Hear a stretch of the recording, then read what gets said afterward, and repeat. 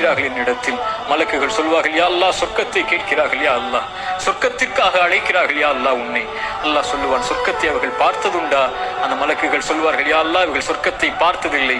அல்லாஹ் சொல்லுவான், இவர்கள் சொர்க்கத்தை பார்த்தால் யா அல்லாஹ் இன்னும் ஆசை கொள்வார்கள், இன்னும் அதை நோக்கி வருவதற்குரிய செயல்பாடுகளை செய்வார்கள். அல்லாஹ் கேட்பான், எதிலிருந்து பாதுகாப்பை தேடுகிறார்கள்?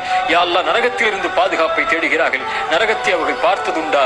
மலக்குகள் சொல்லுவார்கள், இல்லை என்று. அல்லாஹ் கேட்பான், நரகத்தை அவர்கள் பார்த்தால் யா அல்லாஹ் அதில் ஒருபோதும் ஒருவரும் நுழைய ஆசைப்பட மாட்டார்கள், அதிலிருந்து விலகி விரண்டு ஓடி வருவார்கள் செயல்களை கொண்டு. அல்லாஹ் சொல்லுவான், மலக்குகளே, அல்லாஹ்வை பார்க்கவில்லை, சொர்க்கத்தை பார்க்கவில்லை, நரகத்தை பார்க்கவில்லை, என் மீது என்னை நினைவு கூறக்கூடிய இந்த சபைக்கு நான் உங்களை சாட்சியாக வைத்து சொல்கிறேன், அன்னி கது கஃபர்து லஹும், அவர்கள் எல்லோர்களையும் நான் மன்னிக்கிறேன் என்று. அல்லாஹு அக்பர்.